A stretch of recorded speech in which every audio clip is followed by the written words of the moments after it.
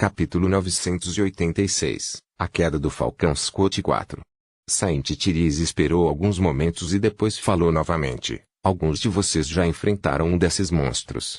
O mestre Sunles por lá sobreviveu a encontrar 4 em cada 5. Sem aviso prévio, todos na sala se viraram para encará-lo, suas expressões variando de pena a espanto. Ele até ouviu alguns sussurros. 4? E ele ainda está vivo? Aquele garoto deve ser amaldiçoado ou algo assim. Sorte do próprio diabo, Ectares. Sunil limpou a garganta. Assim. Usando esse momento, eu também poderia agradecer sinceramente ao comando do exército por me dar a oportunidade de completar minha coleção e conhecer a besta de inverno também. Uma onda de risadas se espalhou pela sala. Skitid deu a ele um olhar severo. Vou marcar você como voluntário, então. Antes que Sunil pudesse protestar, ela continuou, o primeiro alvo é uma entidade em chama conhecida como nuvem devoradora. Nossos adivinhos foram capazes de determinar que não é uma poderosa criatura de pesadelo, por si só, mas sim os restos de uma. A nuvem devoradora provavelmente era um terror caído, que teve sua consciência principal destruída em algum momento no passado. O enxame de sua ninhada permanece, no entanto, e é isso que precisamos combater. Ela olhou para os irregulares. Mestre Enter, considerando sua proficiência em ataques de alcance e área de efeito, você ficará encarregado de reforçar as defesas da cidade quando se trata de desviar ameaças aéreas. O inverno assentiu. Depois de explicar mais alguns detalhes, Saint Tiris continuou, o segundo alvo é uma criatura que foi designada como o Coração das Trevas. Não se sabe muito sobre isso, exceto pelo fato de ser composto por numerosos drones semelhantes a insetos, exercendo poderes conectados à escuridão elementar e possivelmente à distorção espacial. O conhecimento desse ser nos foi trazido pela primeira empresa irregular. Seria Sun e os membros de sua coorte, que estavam relatando diligentemente tudo sobre os inimigos que o comboio encontrou durante suas visitas ao Reino dos Sonhos. Skitid olhou na direção dos 4 irregulares. O Coração das Trevas está presente no centro antártico desde antes da cadeia de pesadelos. Seu posto e classe são desconhecidos, mas a teoria atual é que os irregulares perturbaram a evolução da criatura para Titã.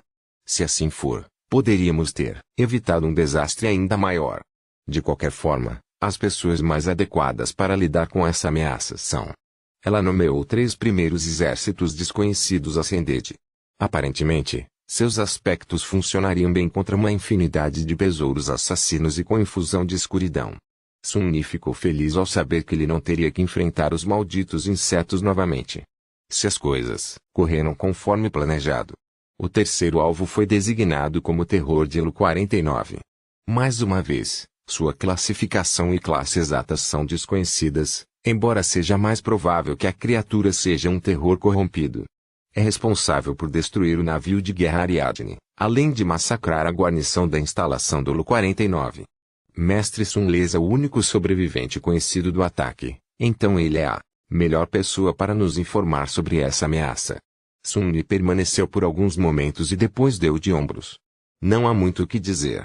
O bastardo se esconde debaixo da água e mata pessoas, atraindo-as para o oceano com imensamente poderosa manipulação da mente. Também coloca um azar mental em todos os outros para fazê-los ignorar as vítimas.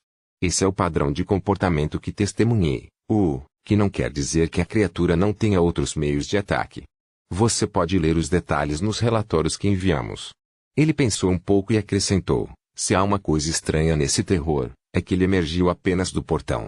Também não parece ter uma comitiva de criaturas pesadelos mais fracas para defendê-lo, o que pode ser uma vulnerabilidade. Também, tem que haver algum tipo de limitação à sua capacidade de acabar com grandes grupos de pessoas. Caso contrário, não teria esperado semanas para matar todos no Elo 49. Skitid assentiu. Saint Bloave, Mestre Neve. Como a criatura parece ser de natureza aquática, será sua responsabilidade caçá-la. Não se pode permitir que o terror se aproxime da cidade. Os emissários da Casa da Noite simplesmente assentiram.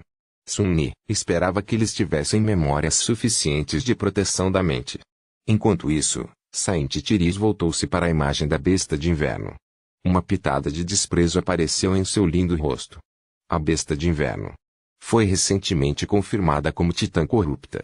Não posso matá-lo, mas vou contê-lo. Lidar com a criatura será minha responsabilidade. Muitas pessoas na sala empalideceram com a menção do rank da criatura. Mestre Rohan parecia especialmente ter uma expressão grave. Ignorando o humor sombrio, Skitid virou-se para a última imagem. O que nos deixa com o Titã Golias caído, a criatura responsável pela obliteração do campo Erebus.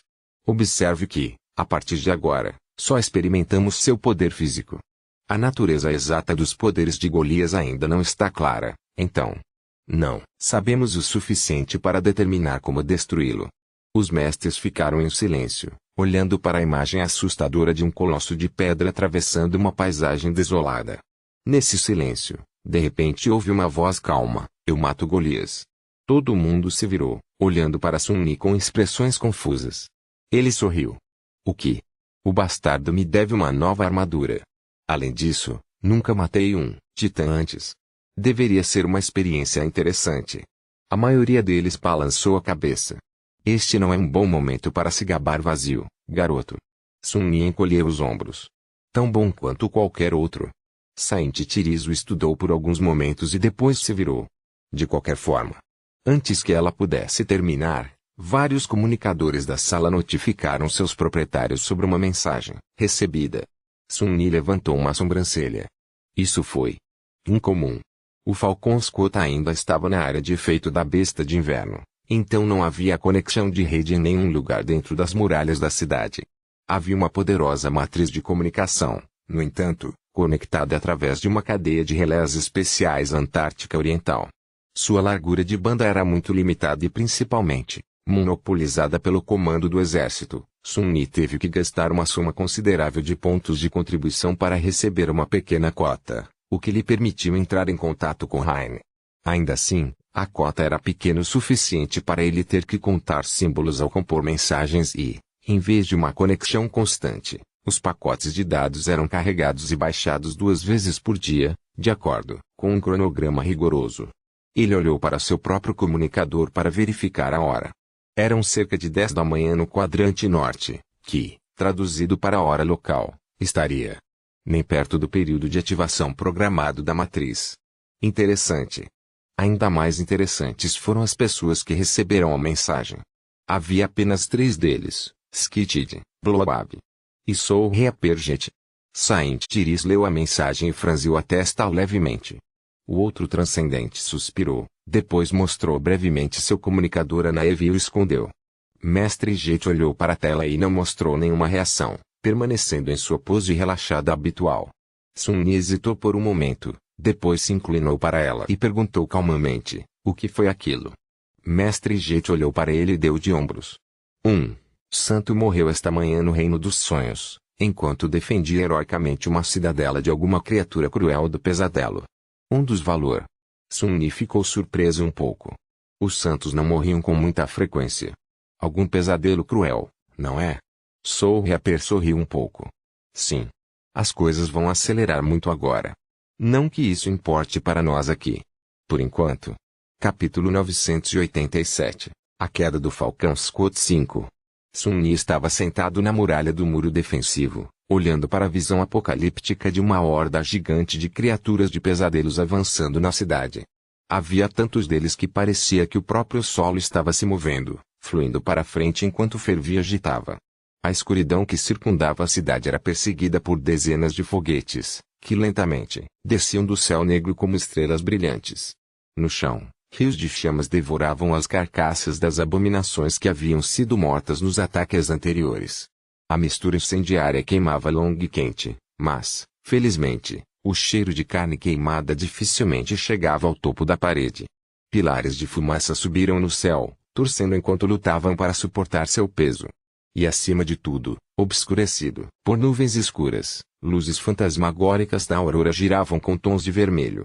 A batalha estava prestes a começar. Quando o mar avançado das criaturas do pesadelo cruzou uma linha visível, os poderosos motoristas de massa instalados nos bastiões do Falconsco ganharam vida, piscando com luz elétrica enquanto enviavam pesadas rodadas de tungstênio voando para a frente com uma velocidade aterradora. O fogo da pistola de trem foi acompanhado por trovões ensurdecedores, fazendo toda a parede tremer e vibrar.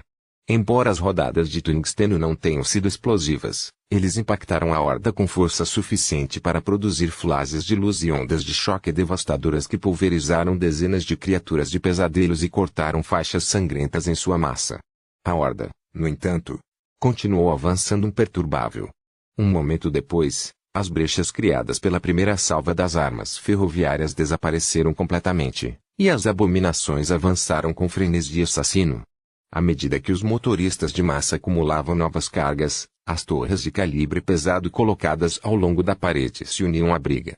Longas línguas de fogo floresceram de seus barris, e milhares de balas encheram o ar. As correntes brilhantes deles se torceram enquanto deslizavam pela horda, dizimando inúmeras criaturas. O barulho da barragem da torre era terrível e cacofônico. Sun Yi estremeceu infeliz. A guerra era muitas coisas, mas principalmente era alta. Ele olhou para a queda de 70 metros abaixo dele, depois se concentrou em suas mãos novamente. Seus dedos estavam espalhados e em movimento, como se realizassem uma dança elaborada. Do lado, parecia que Sun Yi tinha enlouquecido ou estava tentando lançar algum azar estranho. Claro, ele não estava fazendo nenhum. Em vez disso, ele estava tecendo cordas de sombra, era apenas que os fios de essência que se formavam lentamente eram visíveis apenas para ele. Felizmente, os membros de sua coorte estavam acostumados às travessuras excêntricas de seus líderes, então não estavam prestando atenção. Em vez disso, todos os 6 estavam observando tensamente a horda que se aproximava. Quando as centenas de MWPs estacionados em cima do muro se prepararam e abriram fogo, Samara colocou o cano de seu rifle na muralha e se inclinou para o escopo. Antes que ela pudesse dar um tiro, Sun Yi colocou a mão no ombro dele e balançou a cabeça. Sua terceira mão, ou seja, como ele estava atualmente usando 2 deles feitos de carne, 2 deles feitos de sombras. Samara olhou para ele com uma leve carranca. Senhor? Por que não? Sun Yi continuou a tecer as cordas das sombras enquanto respondia, não há necessidade. A guarnição tem a situação sob controle, por enquanto, então não se envolva a menos que as criaturas do pesadelo escalem a parede. Conserva sua essência. Ele permaneceu por um momento e acrescentou, de acordo com os relatórios mais recentes, a Devouring Claw está a apenas um dia de chegar ao Falcon's Court. Vamos precisar de toda a nossa força amanhã. Os irregulares mudaram desconfortavelmente, lembrando seu último pincel com enxame voador. Sun Yi, enquanto isso, desconsiderou seu próprio conselho e voltou sua atenção para os fios invisíveis da essência. A batalha progrediu mais ou menos como ele esperava. A horda avançou apesar de sofrer pesadas perdas, e pouco depois que os MWPs lançaram uma saraivada de balas e mísseis na massa de abominações, os soldados mundanos se juntaram, seguido por feiticeiros e arqueiros despertados.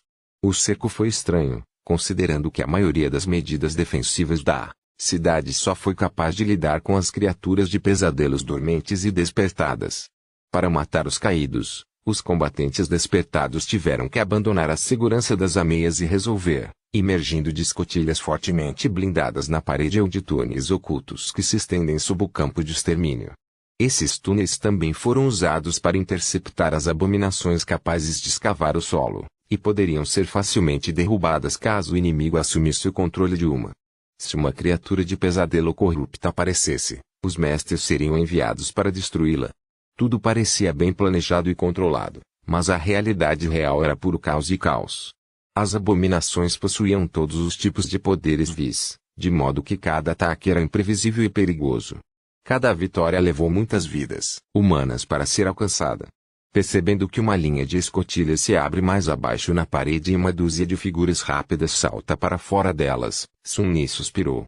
Ele vislumbrou a armadura pesada de Dali, o que significava que algo verdadeiramente perigoso havia surgido.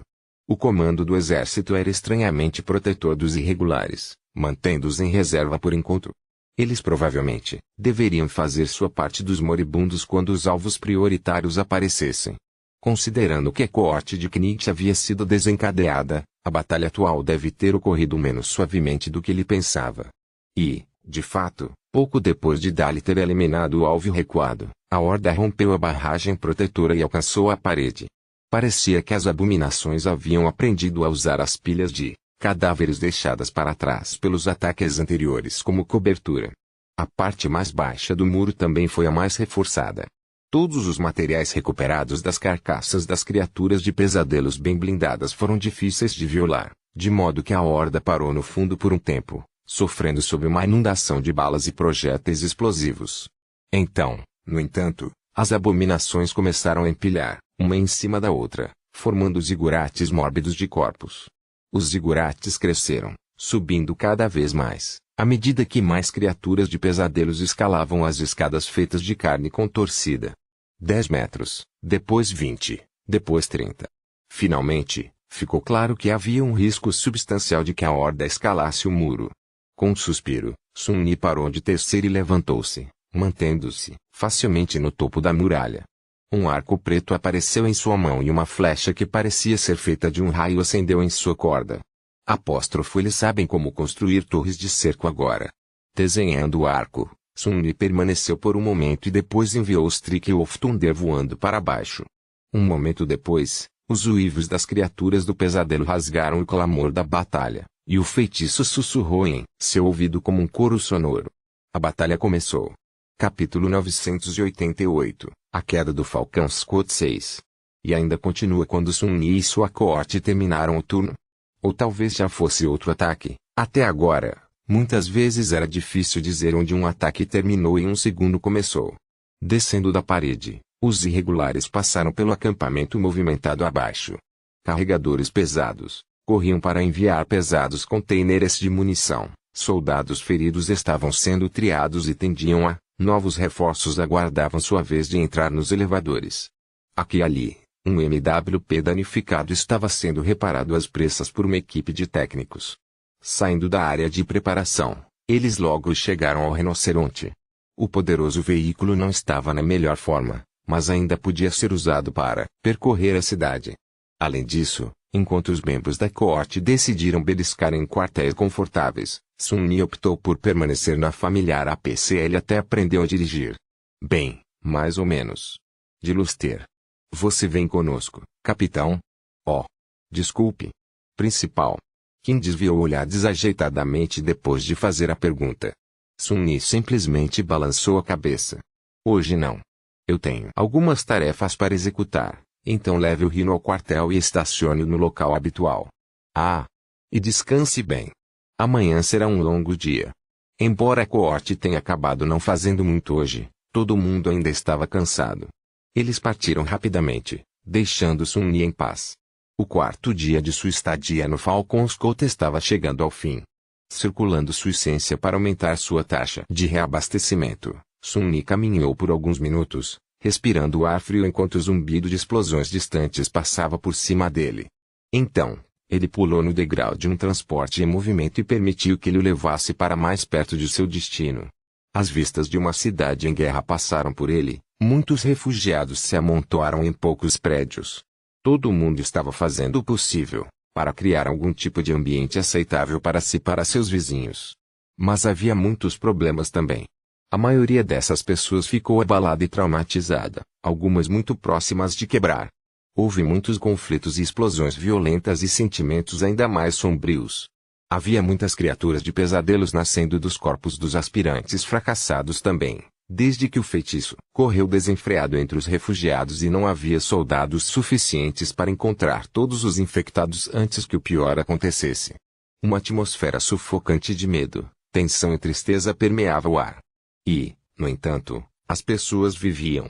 Sua resiliência e adaptabilidade triunfaram sobre tudo, permitindo-lhe suportar e até encontrar momentos de felicidade neste inferno.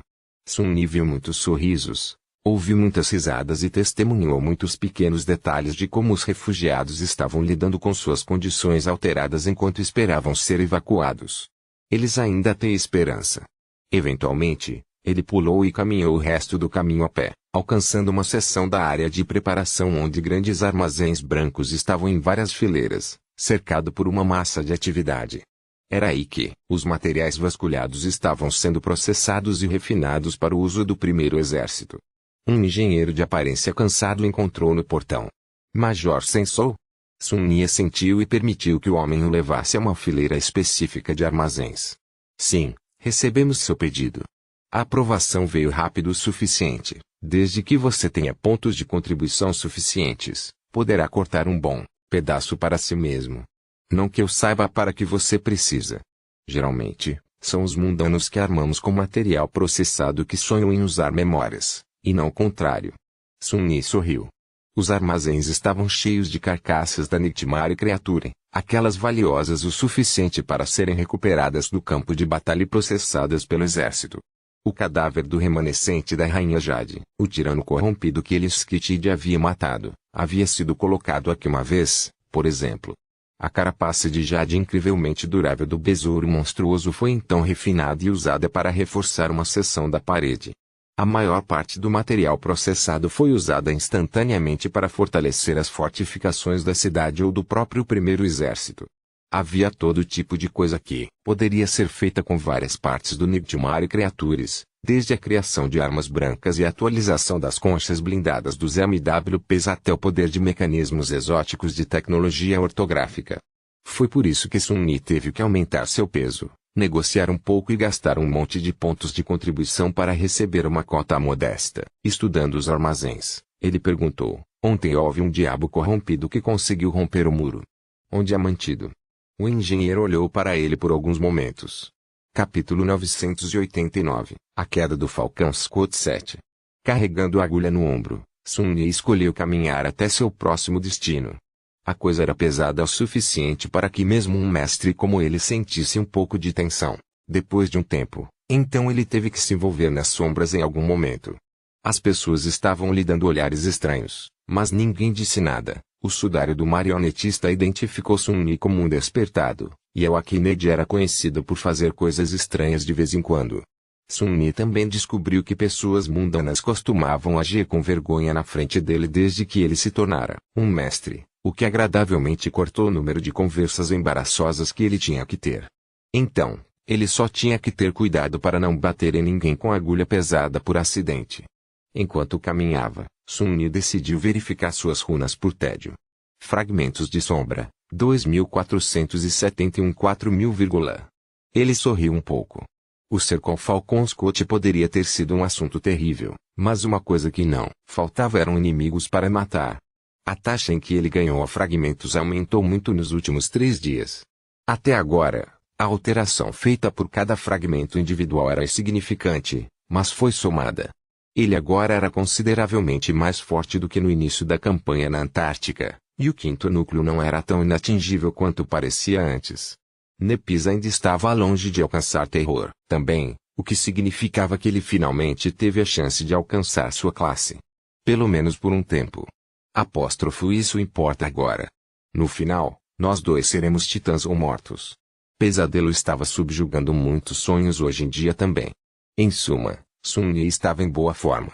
Sua coorte havia sido forjada em uma das unidades de combate mais mortais do continente, com cada membro aprimorando suas habilidades em um grau verdadeiramente temível. Tudo o que restava para impulsioná-lo a um nível de poder inteiramente novo era que Saint emergisse de sua evolução. Talvez. Apenas talvez. Eles realmente conseguissem segurar o Falcon Scout por 3 semanas. Sun-Yi abriu caminho para uma coluna de veículos militares e olhou para a multidão de refugiados ao seu redor. Sim. Duvidoso. Com um suspiro, ele fez uma curva e se aproximou de uma das torres de dormitórios erguidas às pressas. Este parecia mais substancial que a maioria, mas não muito. Olhando para cima, ele viu uma vasta extensão de janelas brilhantes, com milhares e milhares de humanos se abrigando do frio interior. Ele olhou para a agulha do diabo, depois girou desajeitadamente e empurrou o ponto profundamente no chão. Levá-lo para dentro do prédio teria sido um aborrecimento, e Sun-Yi tinha certeza de que ninguém o roubaria. A coisa pesava mais do que qualquer humano mundano, ou mesmo um grupo deles, poderia levar embora. O problema, porém, era que a agulha era tão afiada que continuava afundando no solo congelado sob seu próprio peso. Sun-Yi olhou para ele ressentido por um momento, depois repetiu o processo, desta vez empurrando para o chão com o final opaco. Finalmente satisfeito, ele caminhou até a entrada da torre, onde um civil solitário estava limpando a neve. Quando ele passava, o homem se encolheu e olhou para ele com olhos arregalados. Sun-Yi suspirou para dentro. Eu sou realmente tão assustador? Capitão? Capitão Sunles, é você? Surpreso, Sun-Ni levantou uma sobrancelha. Sim. Tecnicamente, em Major agora. Eu sei. DN ponto de interrogação? Antes que ele pudesse terminar a frase, o civil largou a pá e agarrou sua mão, apertando-a vigorosamente. Ensolarado congelou. O que diabos está acontecendo? É você. Mestre sem sol, senhor. Minha família e eu só estamos vivos por sua causa.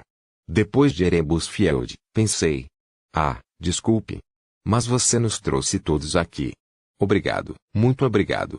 Sun-Ni não sabia como se comportar nessa situação, mas, felizmente, o civil finalmente soltou a mão e abriu às pressas uma pequena sacola pendurada no cinto. Um momento depois, Sun-Ni se viu segurando um sanduíche cuidadosamente embalado. Por favor, pegue isso. Eu sei que não é muito. Mas minha esposa fez isso sozinha. Você provavelmente não recebe muita comida caseira, parada, ali na parede. Sun-Ni queria devolver o sanduíche ao homem, mas depois permaneceu. Os refugiados não estavam morrendo de fome, mas ele sabia que a maioria das rações às quais eles tinham acesso não eram diferentes do que ele estava acostumado nos arredores. Conseguir os ingredientes para fazer este sanduíche simples não deve ter sido fácil. Foi feito com amor e carinho. O que significava que, esse presente pequeno, mas sincero, significava muito mais do que parecia. Ele sorriu um pouco. Obrigado. Eu vou gostar bem. O homem parecia extremamente feliz em ouvir isso e cautelosamente deixou Sun-Ni ir, pegando sua pá e voltando a limpar a neve enquanto assobiava uma música. Andando dentro do prédio, Sun-Ni olhou para o sanduíche e franziu a testa um pouco. Ele realmente não sabia como se sentir sobre o estranho encontro. Por um lado, foi bom ver um resultado tangível de seus esforços. Depois que a caravana chegou ao Falcon Scout, os refugiados foram rapidamente processados e designados para vários dormitórios, então Sun-Ni não os viu novamente. Por outro lado, o homem alegre estava claramente se iludindo se pensasse que Sun-Ni havia salvado ele e sua família. Tudo o que Sun-Ni fez foi adiar a morte por algumas semanas. Eles só seriam verdadeiramente salvos uma vez transportados pelo estreito, para a Antártica Oriental. Até então, uma espada afiada ainda pairava sobre o pescoço. Apóstrofo. Mais uma razão para segurar a maldita parede pelo tempo que pudermos, então. De repente, Sun-Ni usou um elevador para descer no subsolo e se aproximou de uma porta específica. Alguns momentos, depois que ele bateu, Beta abriu e deu uma longa olhada. É você. Ele levantou a mão com um sorriso largo. Eu trouxe sanduíches. Bem. Um sanduíche. Ela se afastou para deixá-lo entrar e se virou. Professor.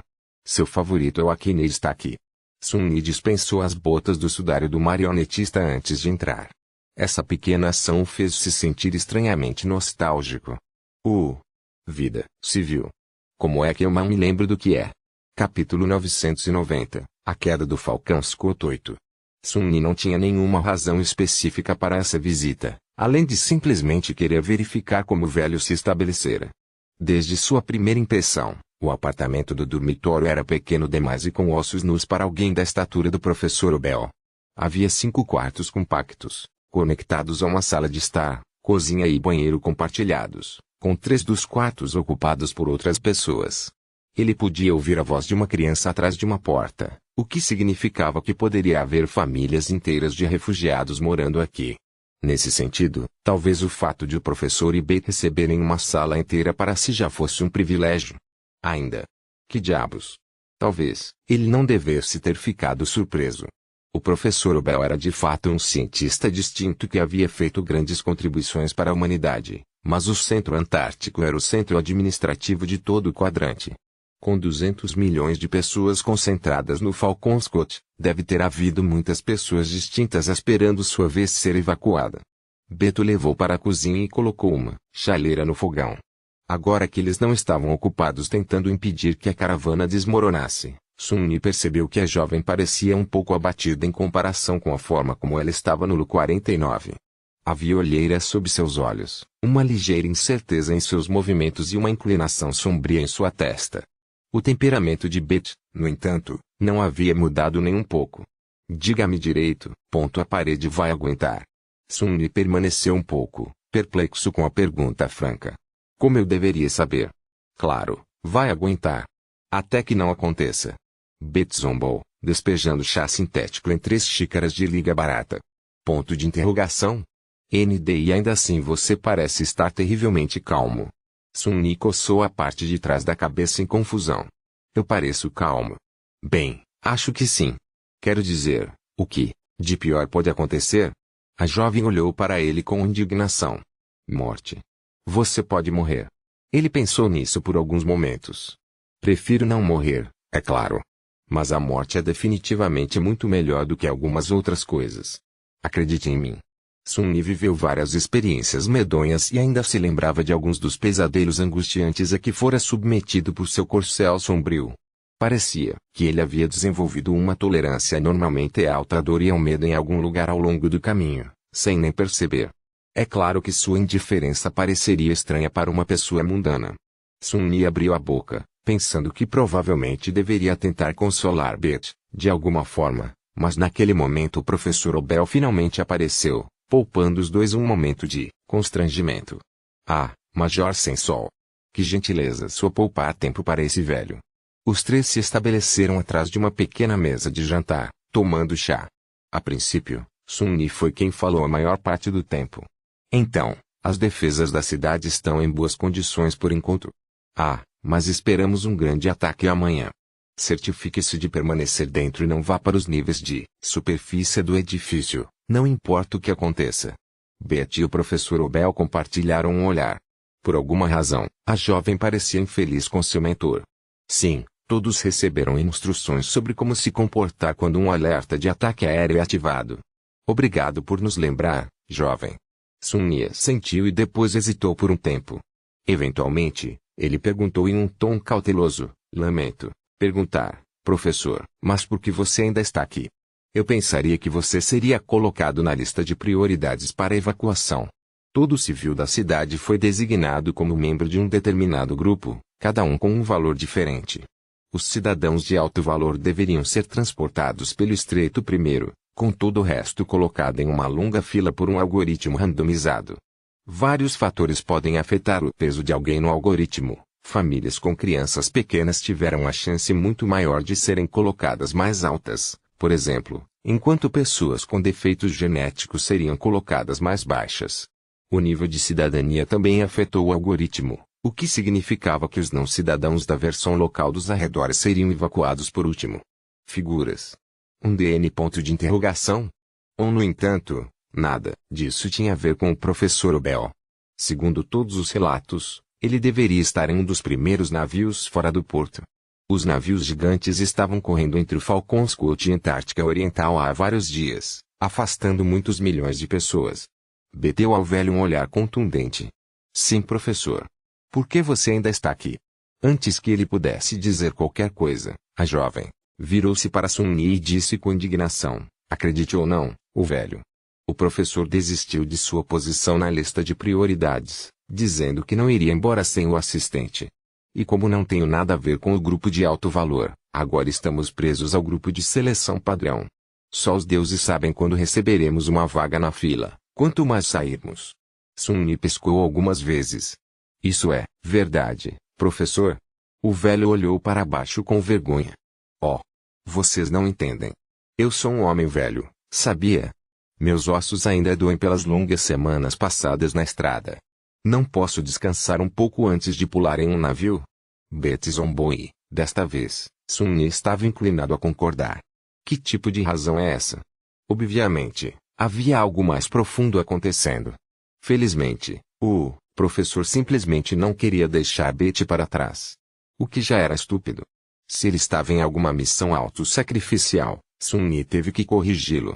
Ele abriu a boca para dizer alguma coisa, mas naquele momento, o garoto que ouvira anteriormente invadiu a cozinha, segurando um brinquedo improvisado nas mãos dela. Vovô Obel. Vovô Obel. Quebrou. O professor Obel deu a Sun-Yi um olhar apologético, depois sorriu para a criança e pegou o brinquedo. O que? Ele quebrou por si só, hein? Bem, não se preocupe. Vou consertar de novo. Seu amigo será tão bom quanto novo em pouco tempo. Sun-Yi olhou para os dois, depois disse em tom moderado. Professor, há uma diferença entre ser corajoso e ser suicida. Você precisa entrar em um navio o mais rápido possível. O muro não vai reter o inimigo por muito mais tempo. Nem todo mundo vai. O velho deu um tapinha na cabeça da criança e simplesmente olhou para Sun-Yi e sorriu. Mais uma razão para o exército garantir que ele aguente o maior tempo possível, então. Não é como se não estivéssemos tentando. Espere. Não foi isso que eu disse.